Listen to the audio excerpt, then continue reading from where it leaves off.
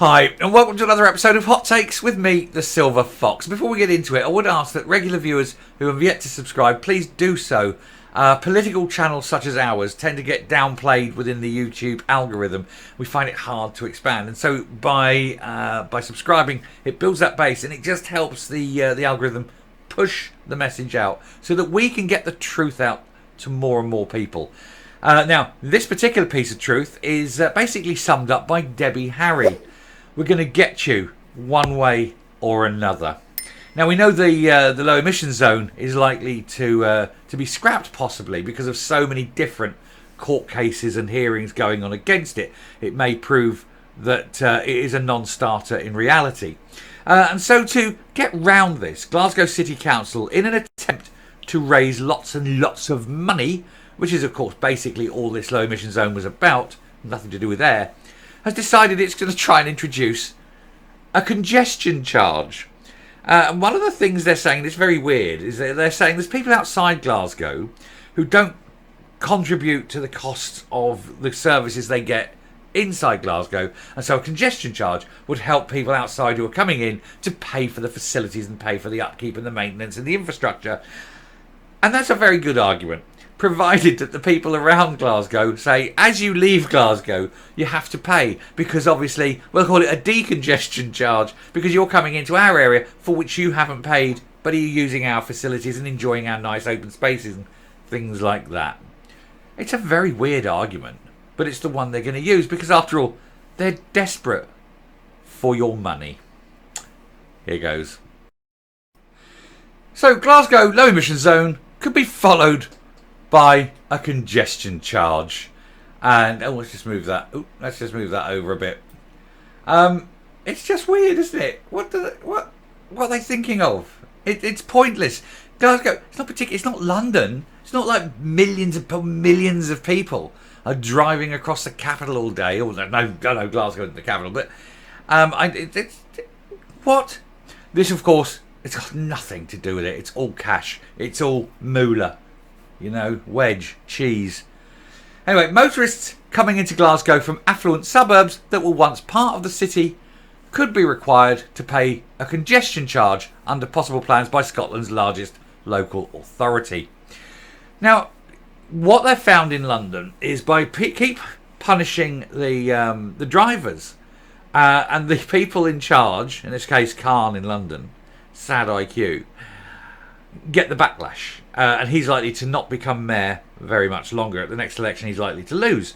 And when the SNP-run city council are trying things like this to try and raise cash because they have overspent and can't do the things they need to do because they've wasted all that money on other things, they need to go to they go to the motorists, because the motorists are easy, aren't they? So they're bringing in a congestion charge to a city that doesn't really have adequate public transport infrastructure. And you have to ask why. It's obviously not to reduce car use, it is simply to increase the coffers of the council. The council's deputy leader, Ricky Bell, said discussions had taken place with the Scottish Government about the measure, which reduced traffic congestion by 30% in London and generated £500 million in the first 3 years for greener transport. That's what they said it was raising it for. That's not actually what happened, of course, though. It was raised for greener transport, but it wasn't spent on greener transport. And also, it's not London. It absolutely isn't London. And Scotland is a lot more rural. You need vehicles. You don't have adequate bus, tram, rail, underground services reaching out to the suburbs particularly well. London does. Glasgow doesn't. And of course, with having this low emission zone in the middle where a lot of the buses can't go, and with having major infrastructure problems, which means you can't actually develop these new things, and when you're getting the night buses being taken away, what do you propose people do? Of course, this has got nothing to do with congestion. It's all money. It is 20 years since London introduced a congestion charge to reduce the number of private vehicles entering the city. Wrong, to increase the money raised. and a precursor to its low emission zone, which has it been expanded to cover all of its boroughs and yet is failing and failing hard. In the first year, there was a 37% increase in the number of passengers entering the congestion charge zone by bus during the charging hours. By 2006, it had reduced congestion in central London by 26% from its 2002 levels. And that's all very fine and pleasant. London has massive transport infrastructure. It always has. Underground buses, and in South London particularly trams now. Glasgow doesn't. Glasgow really, really doesn't. And where London had 100 years head start, by that point 130 years head start on building undergrounds and infrastructure and transport infrastructure. Glasgow doesn't. And Glasgow hasn't got the room, hasn't got the ability to do this. It is a massively stupid idea. And it's going to force people, it's going to first of all make people poorer. It's going to force businesses to relocate out of Glasgow because they cannot afford for their people to come in and have to pay this charge every day. Because the people coming in and say, well, hey boss, I need a pay rise. I'm having to pay however much it is a week, £100 a week, say, or whatever. £60 a week it'll be. To come into Glasgow, I need a £60 a week pay rise. And these companies can't afford that. Not for each and every one. $250 a month, for each employee. They can't afford that. And so what are they going to do? They said, well, I'll tell you what, it'd be easier if we just move here and go outside the city. And then the city centre dies again. Glasgow City Council, marvellously filled with the brightest of the best. Morons. Absolute morons. Anyway, Glasgow's low emission zone came into force in the city on June the 1st, banning older cars. I refuse to say more polluting cars because it doesn't ban more polluting cars. It just bans older cars.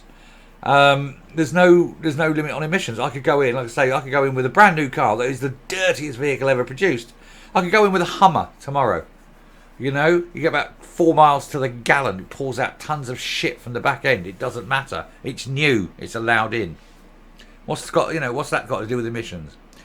There's been a lot of talk about a tourism tax, because again, tax is all they have. And we need to think about that and whether our tourism economy is strong enough. Well, clearly it isn't, because you start taxing tourists. Well done. So think about this. Think about this in the round. You're about to get rid of all your bed and breakfasts, or at least the vast proportion of them, which means those that exist will put their prices up massively and the hotels put their prices up massively. That will drive tourism away. You're then going to bring in a congestion charge, which means people will think twice about driving into the city. So that's going to drive tourism away. And then you're going to put a tourist tax on top of that. It's almost as though Scotland's had enough of tourists and it doesn't want tourists anymore. Thankfully, and I've got to say thankfully, and it's a good position to be in, Scotland is so rich, it doesn't need all that inward investment that is involved with people coming to Scotland to spend all their money in Scottish tourism. It's nice to be a country that's so rich you don't need to have tourists. Anyway, it's just beyond stupid, isn't it? It's absolute. I'm not even going to go through all this. It's just beyond stupid. And there you are. Look, a right pet. Look, Mr. Toad and Miss Piggy, isn't it? He looks like Mr. Peep Beep on his big fat car. Ignorant, stupid people. And look, she's never passed a Greggs knowingly, has she? What a pair. What an absolute pair. I'm not even going to go around because it is just so stupid. And people will still vote for them. And the people of Glasgow will vote even when they see their infrastructure fall apart because people stop coming into Glasgow. Their jobs will go. Their livelihoods fail. There'll be dirt. There'll be misery. It's exactly what the SNP want. You know that because they keep implementing these policies deliberately, knowing the outcome in advance. Stunning people. Anyway, I'm going to round up and come up. I've said it before and I'll say it again. The SNP, be it at council level, parliamentary level, Holyrood level, Westminster level, everywhere. Wherever the cancer of the SNP goes, it's employing a scorched earth tactic. They know they're on their way out, and they want to destroy everything as they go. They want nothing standing. They want whoever comes in to be the masters of a desolation. They want everything destroyed. They don't want two bricks left stuck together. They want everyone to be unemployed. They want the economy in ruins. They want tourism dead, agriculture dead, industry dead, energy dead, everything gone. Think post-apocalyptic nuclear wasteland. That is the policies that the SNP are employing. And they're doing it deliberately because they know. Everyone tells them. They know. These people are traitors. And we all know what other things they are. I mean, I've done videos about all the other terrible things they are. People who vote for the SNP are either very, very stupid and voting because they're stupid, or they agree with the politics of utter destruction. There's no middle ground.